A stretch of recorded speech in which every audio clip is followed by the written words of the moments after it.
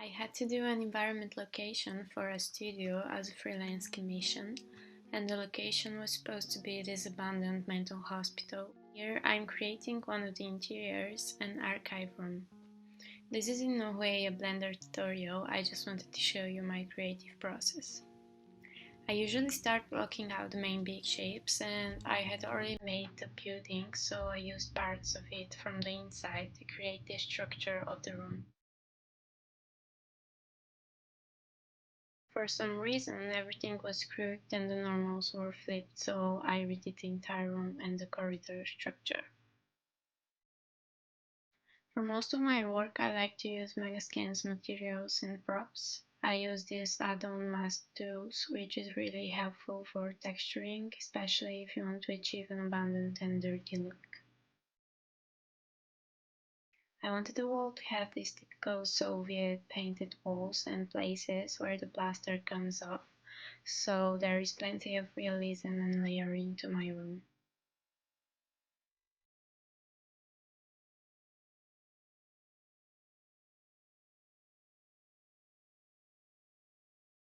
Although I kept having displacement issues with the materials, in the end I think I got enough depth in the walls and the ceiling.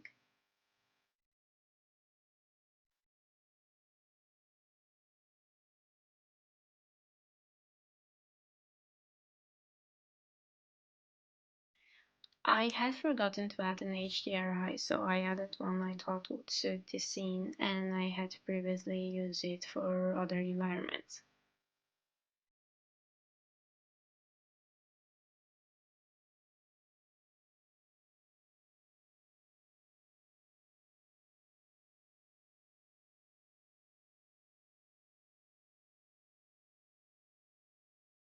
For the floor, I added this concrete texture and also a grunge dirt texture on top, which I think I changed later on.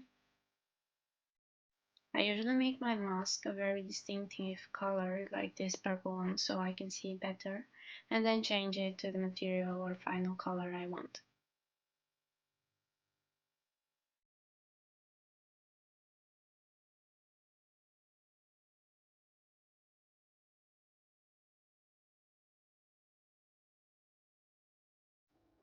For the ceiling, I also texture painted the mask around the beams and edges so it feels more realistic. I added the sun and did some small changes to the block out so it doesn't look like walls are missing from the room, but later I redo the whole lighting and pay more attention to it.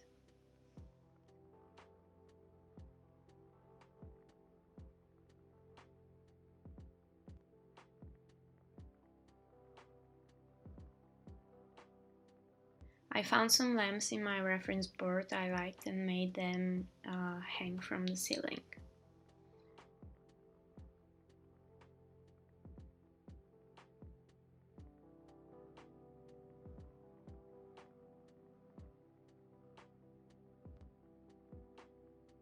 I think until the very end I kept coming back to this window corridor, but I didn't really know what bugged me about it.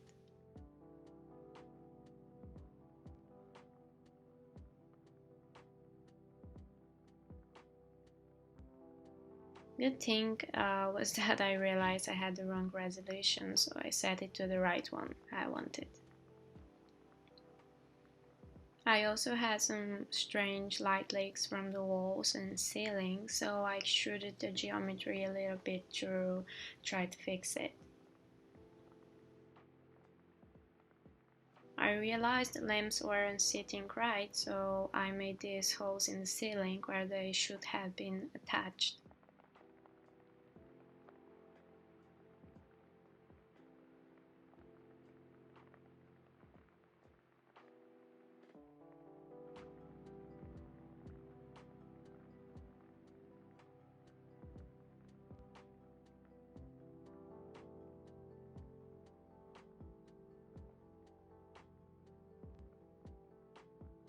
The entire process, I kept rendering the scene so I can take a good look at it and sketch over what I want to change, fix, or what I need to add. So this way, when you feel you are in the dead alley and a dead end, you can come back to it and remind yourself what you need to do. For the boxes, I used a method I learned recently from Riley Brown's tutorial. This way I had a variety of boxes that didn't look exactly the same and that repeated.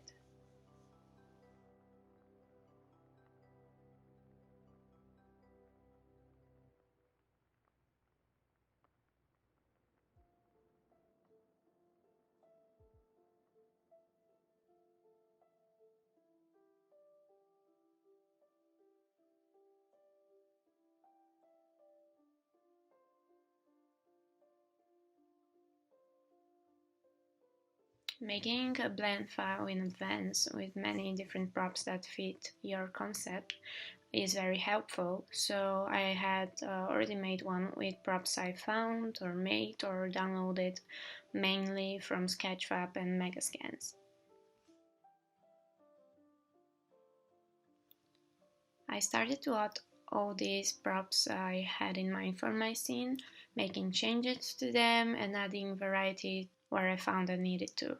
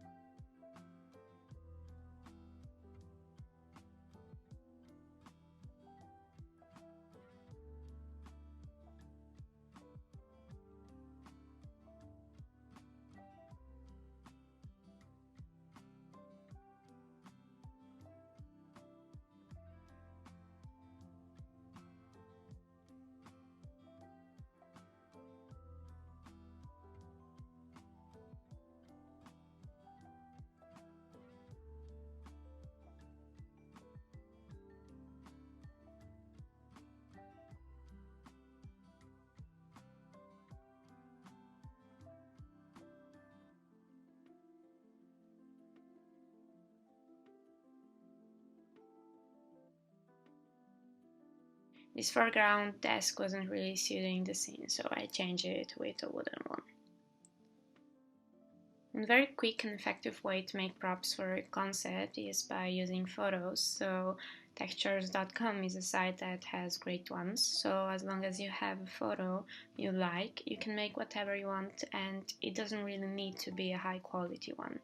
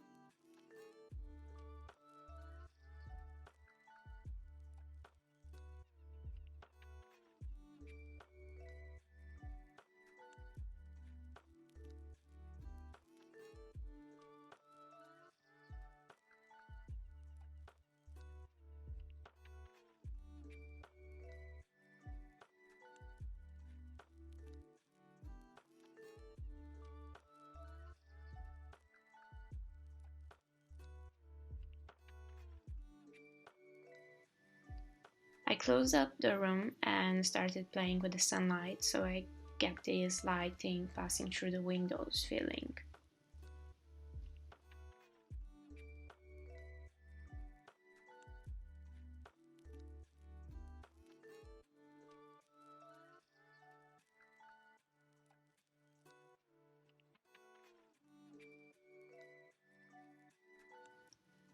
Here I decided to add some kind of wet patches on the floor, the same way I added it to the desk.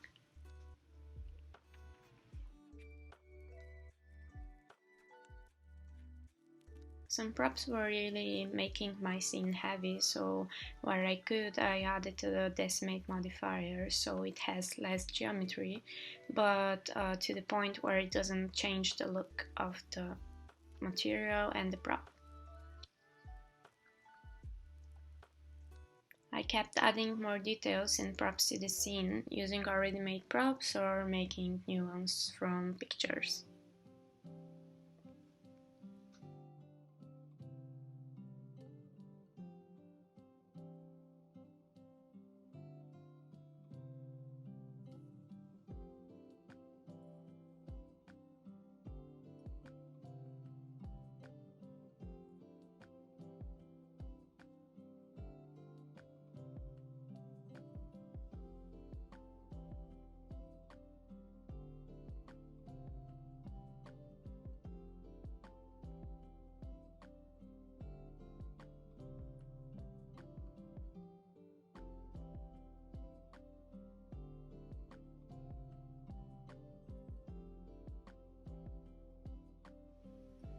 When I felt something was missing from my scene, I watched some videos from abandoned places and looked back at my references for some inspiration. So I added more trash, debris, and things I had seen in the references that I like. So keeping a reference board besides you all the time is really helpful.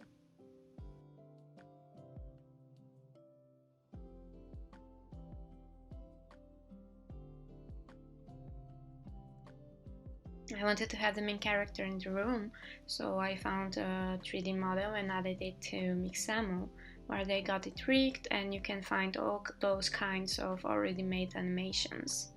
So I actually found this really cool one of a person searching through some filing cabinets, and because it suited my scene perfectly at this point, I decided I want to also render out an animation out of it, so I animated the cabinet to the men's animation. The ivy I created was from this ivy geometry node I found on YouTube video.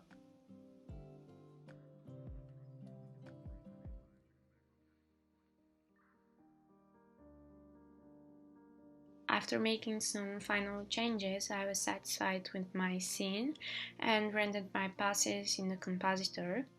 I also rendered out a whole mouse pass, which I used later in Photoshop. I usually render out an ambient occlusion pass, a mist pass, a volume pass, and the clown pass.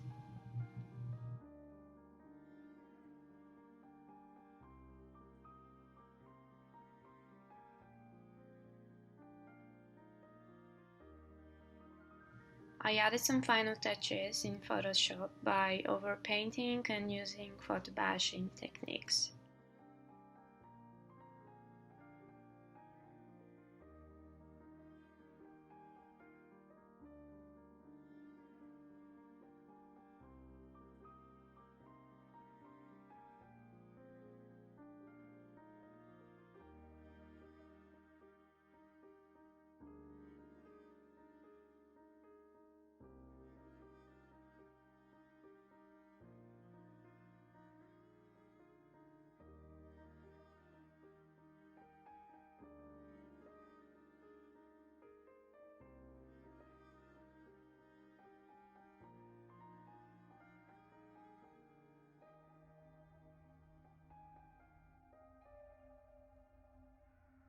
And overall in Photoshop I have these main folders with my color grading filter effects on top of everything, and this way everything you put under is already color graded. And I also use these mist render passes from Blender in different lighting modes and for different purposes. As I said, I also render out the animation, but only around the character, so I don't render out the whole 250 frames of this scene, and then put it all together in Photoshop and Premiere Pro.